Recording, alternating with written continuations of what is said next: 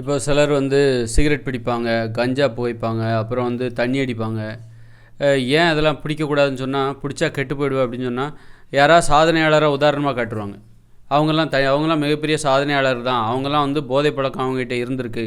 அவங்கெல்லாம் தண்ணி அடிச்சிருக்காங்க, கஞ்சா பிடிச்சிருக்காங்க, அவங்க சிகரெட் பிடிச்சாங்க, அவங்கெல்லாம் சாதிக்கலையா அப்படின்னு சொல்லி இந்த மாதிரி நிறைய பேர் வந்து அதாவது இந்த மாதிரி கெட்ட பழக்கம் உள்ள சாதனையாளர்கள் 1, 2 பேர் இருப்பாங்க. அவங்கள உதாரணமாக காட்டுவாங்க. அதுவும் கடந்த காலத்தை தான் காட்டுவாங்க. கடந்த காலத்தில் பார்த்தீங்கன்னு வச்சுக்கோங்களேன், பெரும்பாலான மக்கள் புகைப்பிடிப்பாங்க. பெரும்பாலான மக்கள் ஒரு வீட்டில் பார்த்தீங்கன்னா 4-5 பேர் புகைப்பிடிப்பாங்க. எங்கே பார்த்தாலும் புகைப்பிடிப்பாங்க. கடந்த காலத்துலலாம் ஒரு 50 வருஷத்துக்கு முன்னாடி பார்த்தீங்கன்னு வச்சுக்கோங்க, புகைப்பிடிக்கிறது இது சர்வசாதாரணம். அதுமாதிரி வெத்தலை போடுறது, பெண்களாக இருந்தால் வெத்தலை போடுவாங்க, புகையில உள்ளே வச்சு வெத்தலை போடுவாங்க. அது ஒரு போதை. அது கருப்பாக இருக்கும் அதில் புகையில. அது மாதிரி ஆண்கள் பார்த்திங்கன்னா எங்கே பார்த்தாலும் பீடி. அந்த காலத்தில் வந்து புகைப்பிடித்தல், மது அருந்துதல், அப்புறம் வந்து இப்போ புகைப்பிடித்தல்லாம் ஒரு பொதுவான நடைமுறை. பஸ்ஸில் போனாலே புகைப்பிடிச்சிட்டு போவாங்க. பஸ்ஸில் போனால் சிகரெட்டு, அது மாதிரி ட்ரெயினில் போனாலும் புகைப்பிடிச்சிட்டு வருவாங்க. அங்கே மற்றவங்களாம் அது வந்து அன்னைய காலத்தில். அப்போது இவங்க யார் இன்றைக்கி இருக்கிற கெட்ட பழக்கம் உள்ளவங்க என்ன பண்ணுவாங்கனாக்கா, கடந்த காலத்தை உதாரணமாக காட்டுவாங்க. கடந்த காலத்தில் யாராவது ஒருத்தர் வந்து தண்ணி அடித்து சாதிச்சிருப்பார், தண்ணி அடித்தவராக இருப்பார், சாதித்தவராக இருப்பார், அவர்கிட்ட தண்ணி அடிக்கிற பழக்கம் இருக்கும்.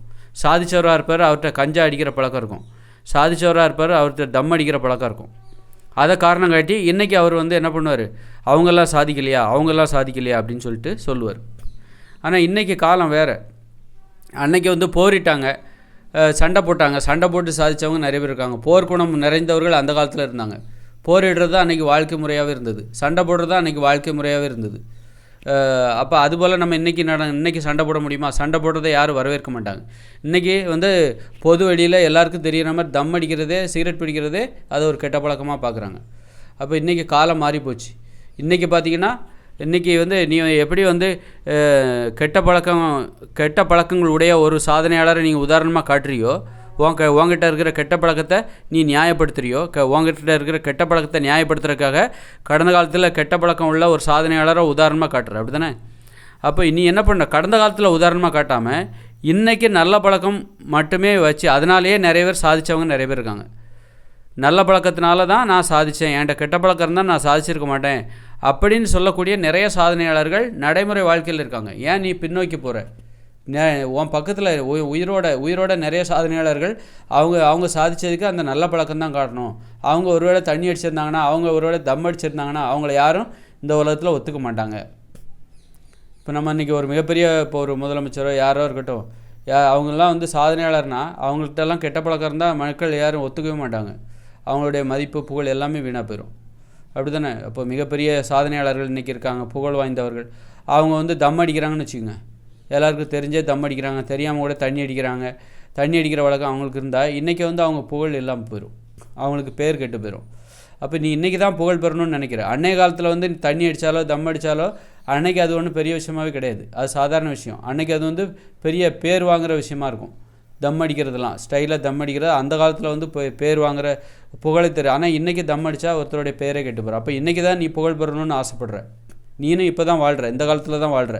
அப்போ இந்த காலத்தில் எது மக்கள் விரும்புகிறாங்க, எது வந்து சரியானது, இந்த காலத்துக்கு எது சரியானது, எல்லா காலத்துக்கும் எது சரியானது, உடலை ஆரோக்கியமாக வச்சுக்கணும், அதுதான் சரியானது. அதுதான் வந்து கடந்த காலங்களில் உடலை கெடுத்துக்கிட்டு அவங்க சாதனையாளராக மாறினாங்க.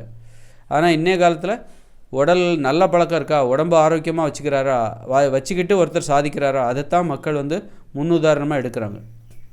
அதனால் வந்து அப்போ இந்த மாதிரி நல்ல பழக்கம் இருந்ததுனால தான் இவங்களால் சாதிக்க முடிஞ்சதுன்னு அப்படின்னு உதாரணமாக காட்டுறதுக்கு இன்றைக்கி பல பேர் இருக்காங்க.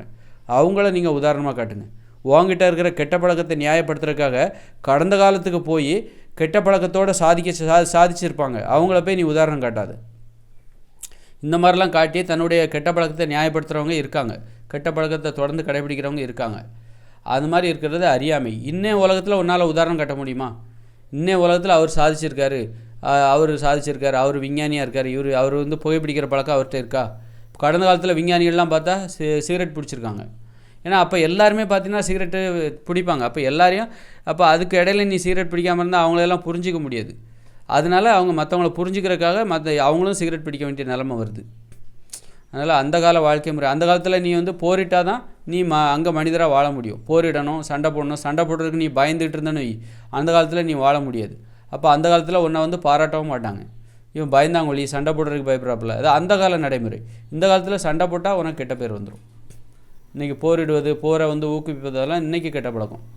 அதனால் என்றைக்குமே அது கெட்ட பழக்கம் தான். நம்ம அந்த அளவுக்கு முன்னேறி இருக்கோம். கடந்த காலத்திலேருந்து நாம் இன்னும் மேம்பட்டு இருக்கிறோம், மேம்பட்ட வாழ்க்கையை நோக்கி போய்கொண்டு இருக்கிறோம். அப்படி இருக்கும்போது இன்னும் நீ பிற்போக்குத்தனமாக அந்த காலம்னு சொல்லிட்டு உன் கெட்ட பழக்கத்தை நியாயப்படுத்துறதுக்காக கடந்த காலத்தில் கெட்ட பழக்கத்தோடு சாதித்த சாதனையாளர்களை உதாரணம் காட்டக்கூடாது.